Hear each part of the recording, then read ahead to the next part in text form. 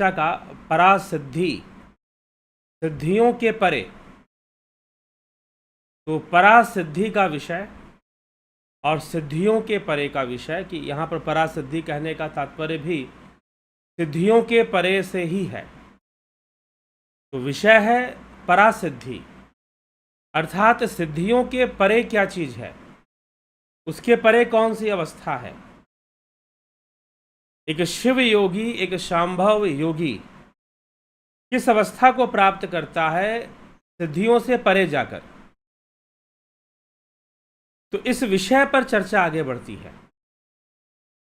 तो अभी तक सिद्धियों की चर्चा चल रही थी कि पंचभूतों को नियंत्रण में लेकर शरीर, विभिन्न शरीर का निर्माण कर लेना, पंचभूतों को नियंत्रण में लेकर सृष्टि कर देना, विश्व निर्माण कर देना। लेकिन अब जो है इन सिद्धियों से परे, क्योंकि इन सिद्धियों में पंचभूत हैं और पंचभूतों की अपनी सीमा होती है, इनकी सीमा सीमित होती है।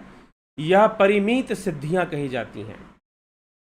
परिमित सिद्धियां, परिमित मतलब कि इनके कुछ लिमिटेशंस होते हैं, लिमिटेशंस होते हैं इन सिद्धियों के भी। ऐसा नहीं कि सिद्धियां का तात्पर्य यह नहीं है कि कोई कुछ भी कर लेगा, बल्कि प्रकृति के ही तत्वों पर नियंत्रण करके उसी के सीमा में ही कुछ कर पाएगा, ना कि उसकी सीमा से हटकर कुछ कर पाएगा। ऐसी कोई बात नहीं है कि सीमा से हटकर कुछ कर दे। जो सीमा निर्धारित है उसी में कुछ भी करेगा। तो इसीलिए जो सूत्र है वो इस विषय में क्या कहता है, शांभव उपाय, शिव सूत्र के शांभव उपाय के 21वां सूत्र, यह परिमित सिद्धियों के परे की अवस्था है। परिमित सिद्धियां, जिन सिद्धियों की चर्चा अभी हमने पीछे की है, कल की और बीते हुए परसों में की है। बीते हुए कल और बीते हुए परसों में जो हमने सिद्धियों की चर्चा की है वो परिमित सिद्धियां हैं। इसलिए कहा गया शुद्ध विद्योदया चक्रे सत्व सिद्धि, परिमित सिद्धिम विहाय योगी पराम सिद्धि मिच्छति तदा अखिलम विश्वमहमेव इत्यकारा बुद्धि शुद्धा निर्मला विद्या उदेति। तया चक्रे सत्व सिद्धि महेश्वर्यं प्राप्नोति, ईश्वरो बहिरुन्मेषो निमेषोऽन्त सदाशिवः सामानाधिकरणश्च तद्विद्या अहम्मिदं धियो इति इयमेव शुद्ध विद्या। सत्व सिद्धि क्या है? शुद्ध विद्यो दया चक्रे सत्व सिद्धि परिमित सिद्धिम विहाय योगी पराम सिद्धि मिच्छति। परिमित सिद्धि की इच्छा को त्याग कर, ये जो परिमित सिद्धियां हैं, जैसे कि पंच तत्वों पर सिद्धि कर लेना, संयम, आत्मभाव रखकर, संयम रखकर उन पर नियंत्रण कर लेना, बाहरी जितनी भी सिद्धियां हैं जिसको कहा जाता है योगी पर काया प्रवेश कर सकता है, योगी जो है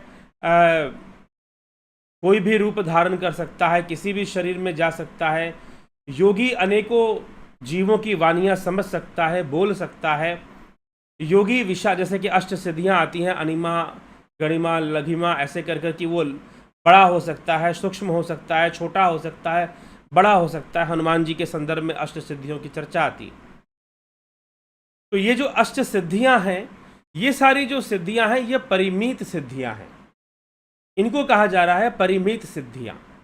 परिमित सिद्धिम विहाय योगी पराम सिद्धमिच्छति तथा अखिलम विश्वमहेव महमेव इत्यकारा बुद्धि शुद्धा निर्मला विद्या उदेति।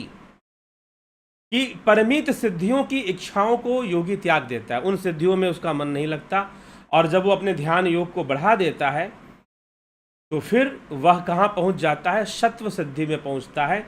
वह विश्वात्मक रूप धारण करता है।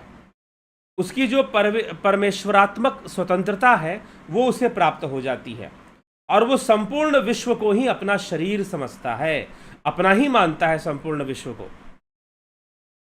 तो विश्वात्मक रूप परामय सिद्धि की इच्छा करता है। परामय सिद्धि, परा मतलब सिद्धियां जो थीं परिमित सिद्धियों के परे की सिद्धि। वास्तव में यह भी एक सिद्धि ही है। इस जो परा सिद्धि की चर्चा हम कर रहे हैं ये भी एक सिद्धि है, लेकिन ये परिमित सिद्धियों को त्यागने के बाद प्राप्त होती है। योगी उन परिमित सिद्धियों का मोह छोड़कर अपने योग में लीन होने के लिए आगे बढ़ जाता है, और जब आगे बढ़ता है तो वो परासिद्धि को प्राप्त कर लेता है। परासिद्धि की अवस्था में वो स्वयं ही परमात्मा रूप है, संपूर्ण विश्व वही है। वो देखता है कि मैं ही तो विश्व हूं, यह संसार क्या है, ये मैं ही हूं। सब कुछ में अपने आप का ही अनुभव कर रहा होता है। वैसे भी संपूर्ण संसार उसी के भीतर प्रतिबिंबित भी तो हो रहे हैं, तो सब कुछ में वो अपने आप को ही देख रहा होता है। तो विश्वात्मक बुद्धि उसे प्राप्त हो जाती है, विश्वात्मक रूप उसे प्राप्त हो जाता है। तो विश्वात्मक रूप परामय सिद्धि की इच्छा करता है, तो अखिल विश्व मैं ही हूं, ऐसा अनुभव उसको होता है कि अखिल विश्व मैं ही हूं। इस तत्व पे नियंत्रण करना है, इस तत्व पे नियंत्रण नहीं करना है, इन सब मोह से वो परे होकर देखता है कि सब कुछ मैं ही हूं। मैं ही पंचभूत हूं, मैं ही मन हूं, मैं ही बुद्ध, मैं ही अहंकार, मैं ही शरीर, मैं ही इंद्रियां, मैं ही तन मात्राएं, मैं ही सजीव और निर्जीव, मैं ही आकाश, मैं ही भूमि, मैं ही जल, मैं ही वायु और मैं ही अग्नि हूं। ये सब कुछ मैं ही हूं, अखिल विश्व में मैं ही हूं। इस प्रकार की निर्मला विद्या उदय होकर उसे चक्रेश्वरत्व की प्राप्ति करा देती है, उसे चक्रवती बना देती है। इसलिए लिखा गया शुद्ध विद्योदया चक्रेशत्व सिद्धि। ये सूत्र कहता है, 21वां सूत्र शिव सूत्र, शांभव उपाय। अभी हम शांभव उपाय का अध्ययन कर रहे हैं। 22 सूत्र इसमें आते हैं। 22 सूत्र के बाद जो है शाक्त उपाय पे चर्चा शुरू हो जाती है। तो शाक्त उपाय क्या है, शाक्त साधनाओं से संबंधित बातें उसमें मिलती हैं, उस पर हम चर्चा करेंगे। फिर वो भी शिव सूत्र के अंतर्गत आती हैं। तो परिमित सिद्धियों की इच्छा त्याग कर कर विश्वात्मक रूप धारण करता है, परामय सिद्धि को प्राप्त होता है और अखिल विश्व मैं ही हूं ऐसा अनुभव करता है। इस प्रकार की निर्मला विद्या उदय होकर उसे चक्रेश्वरत्व अर्थात चक्रेश्वरत्व की प्राप्ति होती है। ईश्वरो बहिर्निमेशो निमेशो अंत सदा शिव, अर्थात यह सब मैं ही हूँ, मैं ही शिव हूँ और सब कुछ शिव ही है और मैं भी शिव हूँ। ये मूल फिलॉसफी है, बेसिक फिलॉसफी है शैव त्रिक दर्शन का। शैव त्रिक दर्शन का यह मूल सिद्धांत है जो 21वें सूत्र में बताया जा रहा है कि सब कुछ शिव है। हम जो कुछ भी देख रहे हैं वह भी शिव है, हम भी शिव हैं। हमारा शरीर, इंद्रिया, प्रत्येक वस्तु ही संसार में शिव ही है, लेकिन हमें अभी वैसा ज्ञान प्राप्त नहीं है, हमें ऐसा दिव्य ज्ञान नहीं मिला कि हम शिव को देख पाएं या शिव को जान पाएं। तो पूर्ण रूपेण विश्वात्मक रूप को योगी प्राप्त हो जाता है, लेकिन कब प्राप्त होता है, जब वह इसका भी मोह त्यागता है, परिमित सिद्धियों का मोह त्याग देता है, परिमित सिद्धियों से वो बाहर निकलता है और परिमित सिद्धियों से बाहर निकलकर वह ऐसे विश्वात्मक रूप, परमेश्वरात्मक रूप को प्राप्त हो जाता है। वह योगी, वह सांभव योगी स्वयं ईश्वर तुल्य होता है। वो ऐसी अवस्था, वो स्वयं भगवान होता है, वह स्वयं परम देव होता है, क्योंकि स्वयं उसके अंदर विश्वात्मक रूप को वो प्राप्त कर चुका है। लेकिन अभी भी यह पूर्ण अवस्था नहीं मानी गई है शांभव योग के अंदर, क्योंकि इसमें विश्व की ओर दृष्टि तो है ही, तो इसीलिए स्वयं को वो विश्व समझता है। जब वो ये भी ना समझे इससे भी आगे की कुछ अवस्था हो सकती है क्या, जी हाँ हो सकती है। तो उसकी चर्चा भी शांभव उपाय में प्राप्त होती है। कैसे, वो हम आगे के विचारों में श्रवण करेंगे, मतलब कि आज नहीं कल के विचारों में श्रवण करेंगे। लेकिन एक ऐसी अवस्था, यहीं पर महर्षि पतंजलि ऋतंभरा प्रज्ञा की बात करते हैं, धर्म मेघ समाधि की बात करते हैं कि कैवल्य लीन होने के पहले धर्म मेघ समाधि प्राप्त होती है, विश्वात्मक बोध प्राप्त होता है, परमेश्वरात्मक बोध प्राप्त हो जाता है और वह सब कुछ अपने भीतर ही देख रहा होता है, संपूर्ण विश्व को स्वयं ही समझ रहा होता है कि प्रत्येक वस्तु, जितनी भी वस्तु मुझे अनुभव गम्य हो पा रही हैं वह सब मैं ही हूं और यह संपूर्ण संसार भी मैं ही हूं। सारी बुद्धि विवेक मैं ही हूं, सारा बोध मैं ही हूं। तो हमें यह विचार करने की आवश्यकता है, यह परमेश्वरात्मक बोध हमें प्राप्त हो, स्वतंत्रता हमें प्राप्त हो और यह संभव योग का यह परिणाम है कि ऐसा योगी को ऐसी साधना प्राप्त होती है, ऐसी अवस्था प्राप्त होती है। लेकिन परिमित सिद्धियों का, जहाँ पर पंचभूतों पे नियंत्रण करने की बात है, अंतर्धान होने की सिद्धि, परकाया प्रवेश की सिद्धि, विश्व निर्माण की सिद्धि, सृष्टि करने की सिद्धि, ये जितने भी सिद्धियां हैं इन सब से परे ये परिमित सिद्धियां हैं। तो परिमित सिद्धियों का त्याग कर विश्वात्मक रूप को प्राप्त हो जाता है, परमेश्वरात्मक रूप को प्राप्त हो जाता है। ऐसी अवस्था को योगी प्राप्त हो जाता है। तो यह उसकी सत्व सिद्धि कहलाती है, क्योंकि यह पूर्णतः ज्ञान से परिपूर्ण है। सतोगुण ही यहां पर रहता है। हाँ, पूर्ण अवस्था में समाधि में लीन हो जाने से सतोगुण भी, कोई गुण नहीं रह सकता वहां पर, तो कोई गुण वहां नहीं रहता। लेकिन यहां पर ज्ञानात्मक रहता है और उसे यह ज्ञान होता है कि मैं ही विश्व रूप हूं, मैं ही विश्व रूप हूं, यह संपूर्ण विश्व मैं ही हूं, कोई दूसरा नहीं है। यह संपूर्ण संसार जो है वह मैं ही हूं, ऐसा बोध योगी को होना शुरू हो जाता है। तो यह विश्वात्मक रूप है और वह सबके दर्द को अनुभव कर लेता है। सब, प्रत्येक जीव से उसका संबंध स्थापित हो जाता है।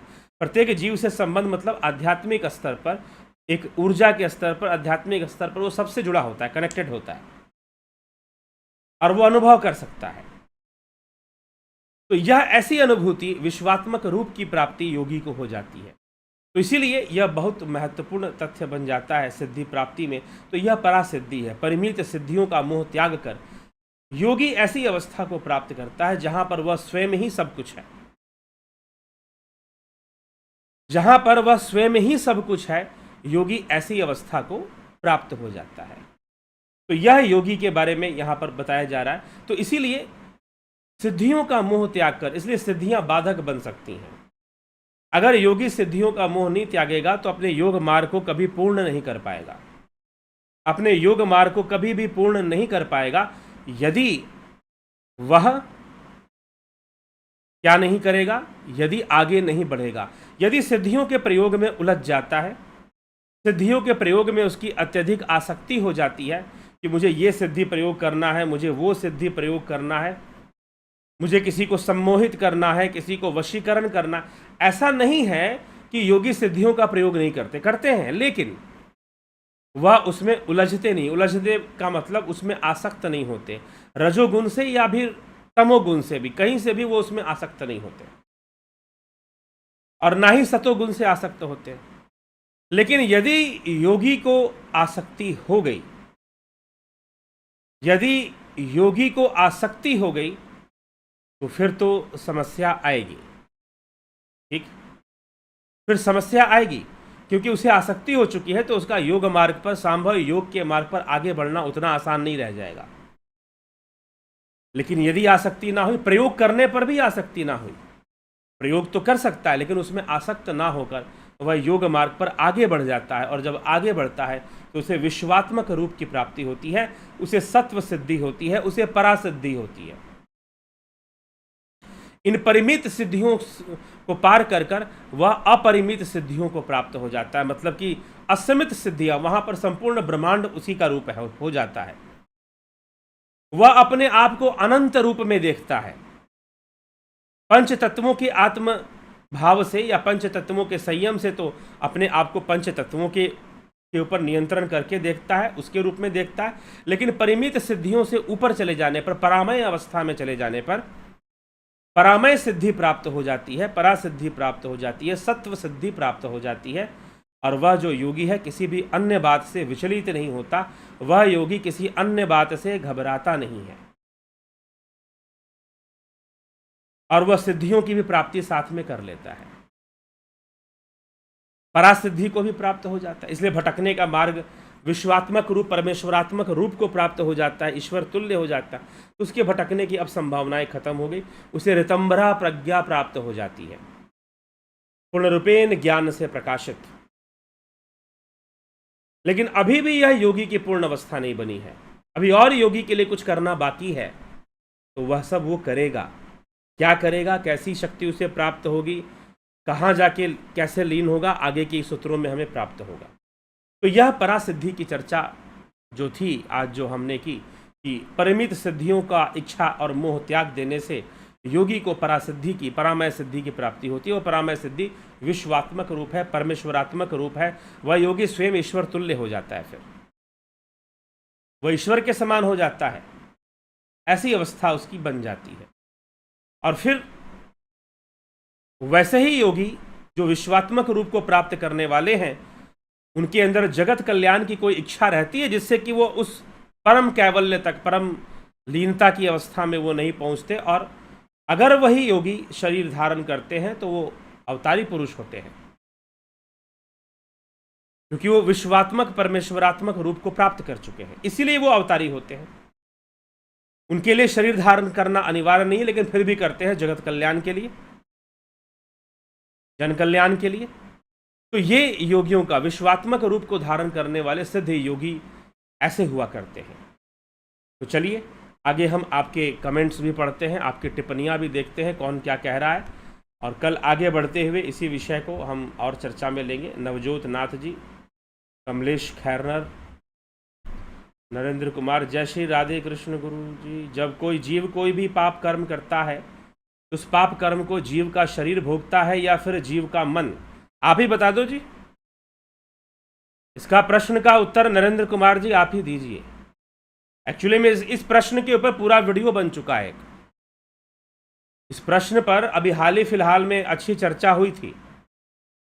एक आदमी की मृत्यु हो जाए, उसे आप चोट पहुंचाओ, तो दुख किसे होगा, शरीर को कि जीव को? मृत्यु होने के बाद क्या वो शरीर प्रतिक्रिया करेगा? सीधी सी बात है, शरीर के माध्यम से जीव दुखों को भोग रहा है, ठीक है, जीव दुखों को भोग रहा है, और मन तो जीव का माध्यम मात्र है, ठीक। कर्म भी जीव कर रहा है और उसका कर्मों का फल भी जीव भोग रहा है। बहुत विस्तार से एक वीडियो बनी हुई है सिर्फ इसी, ओनली ऑन दिस टॉपिक, कि दुख कौन भोगता है। शरीर के माध्यम, शरीर माध्यम बनता है। अगर मृत्यु हो जाए, इस शरीर से जीव बाहर निकल जाए, जीव इस देह का त्याग कर दे, और उस मृत शरीर को आप डंडे मारो, लाठी मारो, कोई प्रतिक्रिया वो नहीं देगा, उसे कोई दुख नहीं होता। तो शरीर के माध्यम से अपने कर्मों का फल जीव भोगता है। अशोक माली जी, अवधेश कुमार जी, देवी देवताओं की वीडियो देखी और देवी देवताओं के कॉन्सेप्ट समझ में आए, किंतु शनि और इंद्र देव के छल करते हुए, टीवी सीरियल ज़्यादा देखते हैं क्या कि छल करते हुए देवता दिखाई देते हैं? इंद्रदेव को छल करते हुए देखता हूं तो मुझे फिर कथा समझ में नहीं आती, नहीं आएगी, टीवी सीरियल से तो बिल्कुल नहीं आएगी। और रही बात देवता, तो देवता अपने देवता बने रहने के लिए संघर्ष करते हैं, इसलिए देवताओं को भी ऋषियों ने श्राप दिया था, ऋषि देवताओं को भी श्राप दे दिया करते थे।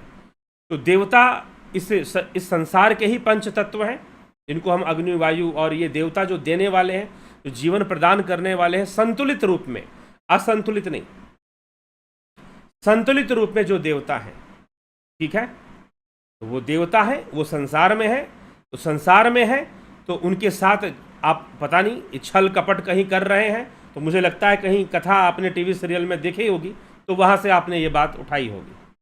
सविता नायक जी, इसलिए कहता हूँ नहीं समझ में आएगा। पुराणों को समझना चाहते हैं तो टीवी सीरियल नहीं, मेहनत करना पड़ेगा, कुछ मूल शास्त्रों को पढ़ने के बाद फिर पुराणों का अध्ययन करना चाहिए।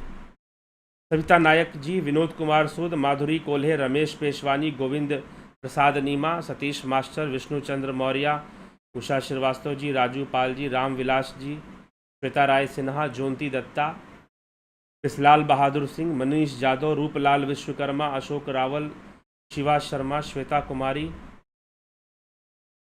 रविंद्र मकवाना, जितेंद्र सिंह सिसोदिया, मिथिलेश सिंह, राम लखन राजपूत, विमला शाह, सृजनी महंता, ओमराज हेम्ब्रॉम, बीकू कुचाड़िया जी, वीरेंद्र मिश्रा जी, आशा रानी, बहुत बहुत अभिनंदन है आप सभी का। जुड़े रहे, बने रहे।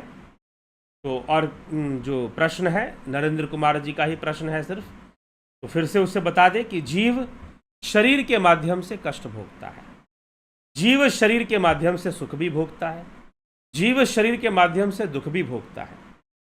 अगर मृत शरीर है, उसे आप भोजन कराओ, क्या उसका पेट भरेगा? और क्या खाना पेट में पहुंचेगा? और क्या वो भोजन का स्वाद बताएगा? एक मरा हुआ व्यक्ति जिसका मृत शरीर है, क्या वो भोजन का स्वाद बता सकता है? जी नहीं। तो स्वाद किसे मिलता है? शरीर को नहीं मिलता, जीव को मिलता है। उसी प्रकार से दुख शरीर को मिलने वाले दुख भी शरीर को नहीं मिलते, जीव को ही मिलते हैं। शरीर के माध्यम से जीव ही दुख भोगता है, जीव ही दुखी होता है, जीव ही सुखी होता है। और जब वह शरीर का त्याग कर देता है तो इस शरीर को आप जो भी करो, अच्छे अच्छे व्यंजन खिलाकर क्या करोगे इसे? कोई स्वाद लेने वाला नहीं, क्योंकि स्वाद लेने वाला तो निकल चुका शरीर छोड़कर, जिसे जीव कहा जा रहा है, जिसे भूत कहा जाता है, जो निकल जाता है, तो वह शरीर छोड़कर निकल जाता है, इसीलिए वह शरीर में नहीं रहता है। तो कोई भी दुख, शरीर को मिलने वाला दुख, शरीर को मिलने वाले सुख से उसका संबंध भी विच्छेद हो जाता है। ठीक है, तो ये इसका रहस्य है। जीव ही सुख दुख को भोगता है, दूसरा कोई नहीं भोगता है। तो ये हमें समझकर चलना चाहिए।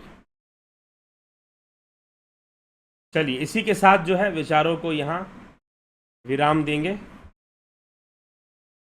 वीरेंद्र मिश्रा, आशा रानी, हीरालाल यादव, संदीप मिश्रा जी, सबको बहुत बहुत अभिनंदन है। और कल फिर मिलते हैं, कल फिर चर्चा होगी, चर्चाएं अभी आगे बढ़ेंगी। तो शिव सूत्र पे ही अभी कुछ एक दो मुख्य विषय हैं, तो चर्चाएं आगे बढ़ेंगी तो उस पर हम चर्चा करेंगे। ठीक है जिज्ञासुओं, तो इसी के साथ विराम देता हूं मैं अपनी वाणी को। कल फिर मिलते हैं 9 बजे लाइव चर्चा में। बहुत बहुत आभार आप सभी का।